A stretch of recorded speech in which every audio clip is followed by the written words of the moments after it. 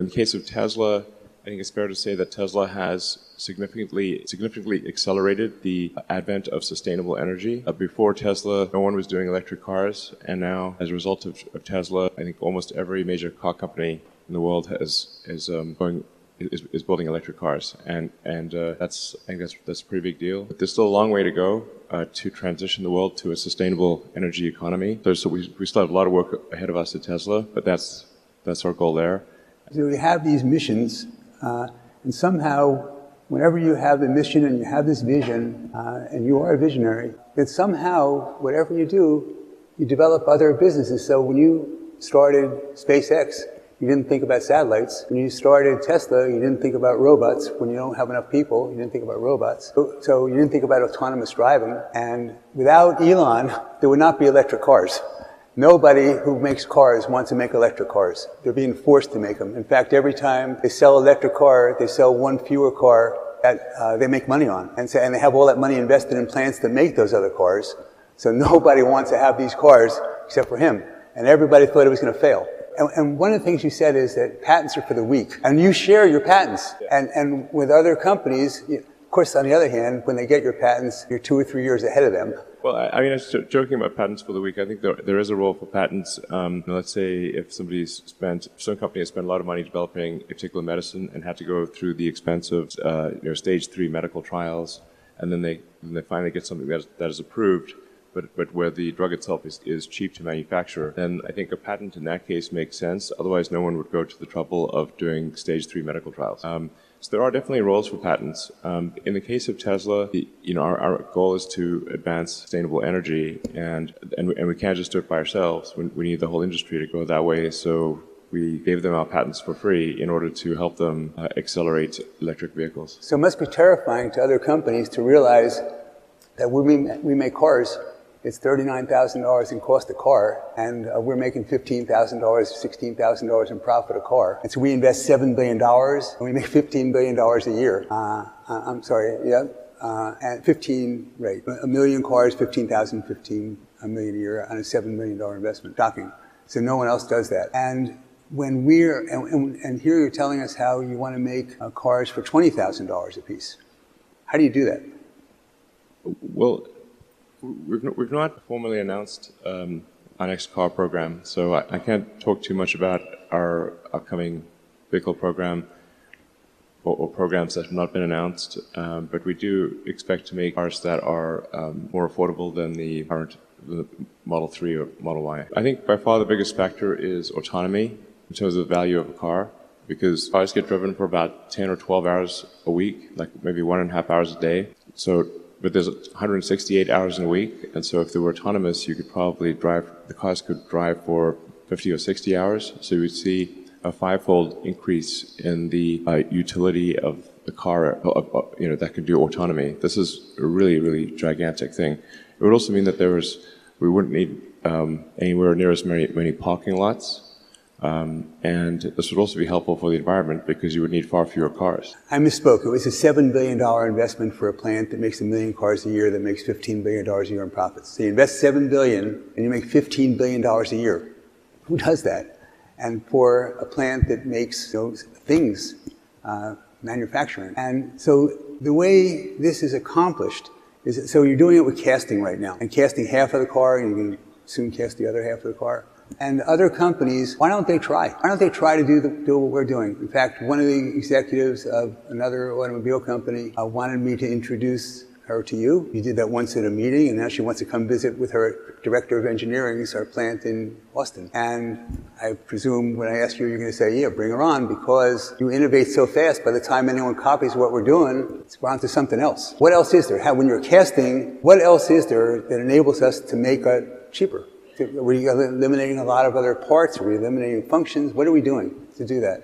How would we sell a car that's so cheap? I mean, I think the full explanation, or at least an accurate explanation, would take a long time, because to first approximation, a car is made of 10,000 unique parts and process steps. And Tesla is really, I think at this point, probably the best at manufacturing in the auto industry, which I think what nobody was expecting. Probably in the history of the world.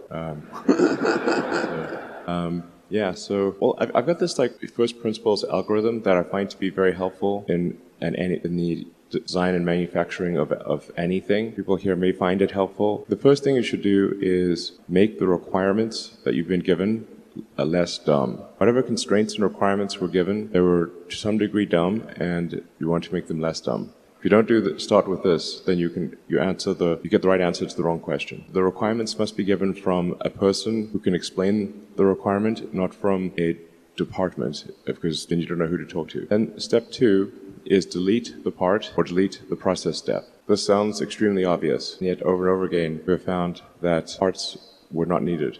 They were just put in there just in case, or by mistake, or there was a step that someone thought was needed, but was not actually needed. This sounds insanely obvious, but we've deleted so many parts from the car that did nothing. They were just there? Well, yeah, I mean, I can give you so many examples. One example was there were 3 fiberglass mats on top of the battery pack. They partially covered the battery pack, and I was on the battery pack production line, and it was the number one thing choking battery pack production were gluing on these 3 fiberglass mats to the top of the battery pack. But the reason I repeat this algorithm myself is that I first did things backwards.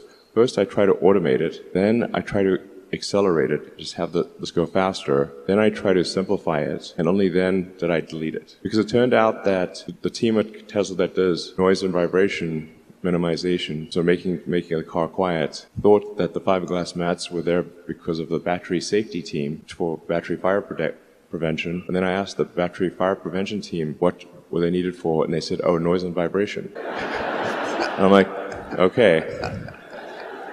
So then we had 2 cars drive, one with a microphone in each car, and you could not tell the difference. So we went to all that trouble for a part that should not exist. Another example was these were choke points in the entire production system. That's why I'm running around the production line trying to fix the production line, just like a maniac, sort of Tasmanian devil, just running around the factory like a lunatic. And let's see, we had the body production line in Model 3 was at one point stuck because we had a laser welding cell to weld a small cross-car beam in the passenger footwell of the front seats. This beam, and I'm like, what the heck does that do? Because the entire factory stopped trying to get this laser weld cell to work, and I'm like, I can't imagine what a useful thing it could do. And then the production team said, oh, that's for crash safety. So then I called the crash safety team and said, is this for crash safety? They said, oh no, that didn't do anything. We should delete it.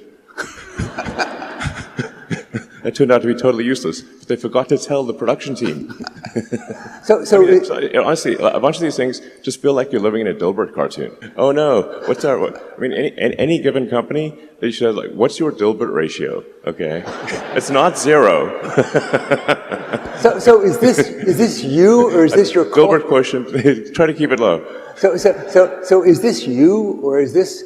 So you do all these different things. No, that's literally me.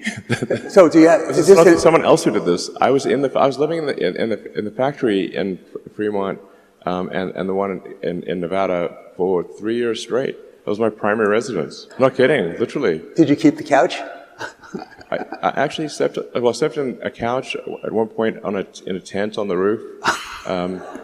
And then, but for a while there, I was just sleeping under my desk, which is out in the open in the factory, and for an important reason. And it was damn uncomfortable sleeping on that floor. And always, when I woke up, I'd smell like metal dust. We went to visit, and they bought him a new couch.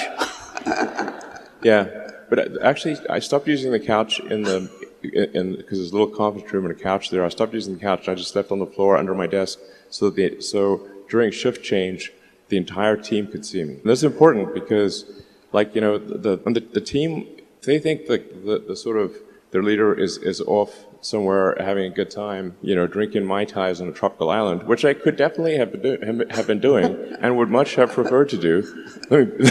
I'm not actually a masochist, I think.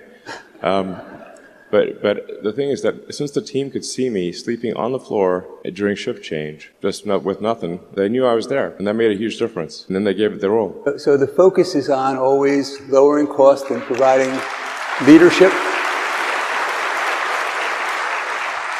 And this company, we're doing 1.5 million cars a year, but you expect to do 20. So what happens in 10 years if you're not there? What happens in 5 years if you're not there? How does that work? I mean, are there all these people? So at all the engineering schools, the top engineering schools, the top choice of where everybody wants to work is Tesla or SpaceX.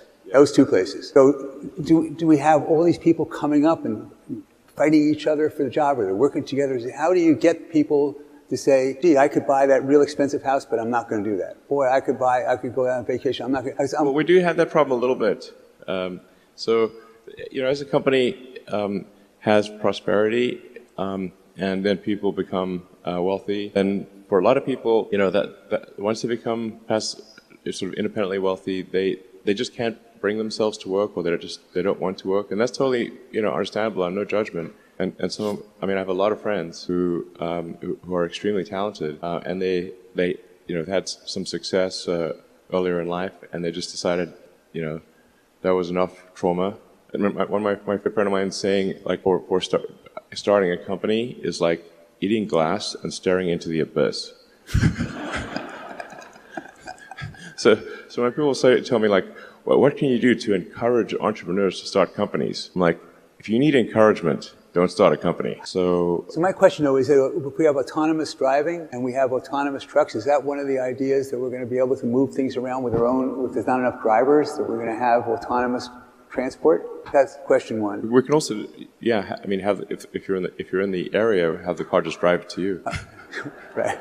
That's one. And then the other one was about materials.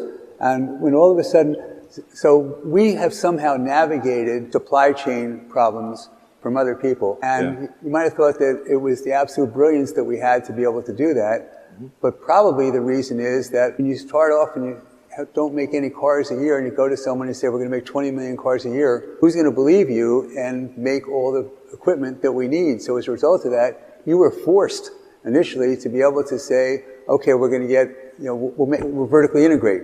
We can't rely on you. We'll do vertically integration. And materials. So we have geology. Anyone wants to show us a mine, we got people in mines to who are knowledgeable, and if they come to us and say, we can produce this much lithium, this much copper, this much.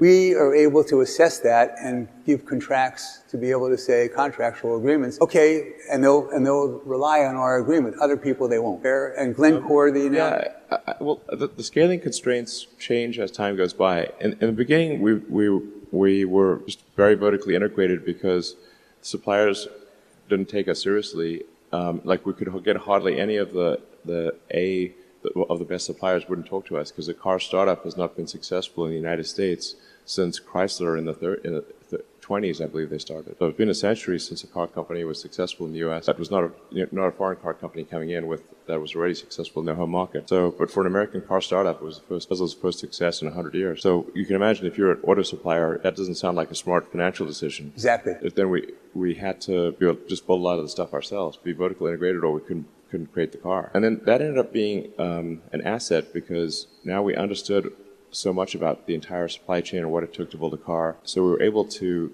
design a more integrated vehicle that actually needed far fewer parts and costs less and weighs less and has higher performance. But it is looking increasingly like for some of the critical elements of batteries that Tesla will need to get into the mining business, mining and refining. That's why Glencore was announced. That's why we're talking to Glencore. We were. No, and we've never contemplated investing in Glencore. I'm talking about Tesla doing it ourselves. Yes. Even with Tesla as a publicly traded company, I think it's down 40% or something from its high, is selling at 70 times earnings. Meanwhile, Mercedes-Benz, which now produces EVs, is selling for 6 times earnings and yielding 5%. Why should I invest in Tesla rather than Mercedes-Benz? I actually rarely try to convince anyone to invest in Tesla. And many times I've recommended people don't invest in Tesla, and I've said our stock is too high, but then people just ignore me and keep buying the stock for some reason. But I think at a very high level, I'd say that autonomy is an insanely fundamental breakthrough, and no one is even close to Tesla for solving generalized autonomy or generalized self-driving vehicles. No one's even close. With self-driving, as I was talking about earlier, the car becomes roughly 5 times more useful but it costs the same to build. Now, can you imagine what would happen if a company was doing, we're doing like a 25 to 30% gross margins, but suddenly that same thing was 5 times more valuable? What would that do to the value of Tesla and the value of that car? It boggles the mind, actually. If you think of net present value of future cash flows, if you actually do the math on that, it's insane. Then there's also the Optimus program, which is our humanoid robot, where we'll leverage our manufacturing expertise and the intelligence we've developed for self-driving to have a useful humanoid robot. Now, the economy is fundamentally GDP per capita times capita. If you no longer have a constraint on capita because of a useful humanoid robot, it is not clear that there's any limit to the size of the economy. And these things will actually happen. That's probably a good reason. Given all the cars that you're going to make, I hope Ron's right, whether it's 10 million or 20 million, you're going to need a lot of charging stations around the world. Have you thought about doing it more efficiently and more economically and better for our ecosystem from an ESG perspective? Because you may or may not know, there are 400 million existing streetlights in the world. And every streetlight has pervasive, persistent electricity. You could take some amount of those streetlights, which are half owned by utilities and half owned by cities, and repurpose that. And that would probably be the most cost-efficient way to roll out millions of charging stations all over the world. I think they actually are using that idea in London and some other cities. But I think the long-term goal for our supercharger stations is that they all have solar, like Tesla solar and batteries at them, so that they are, as many as possible, are self-sustaining. That the supercharger stations generate the energy during the day and then also have a localized battery pack so that people can charge at night, so that the Tesla supercharging stations would continue to function even in a zombie apocalypse.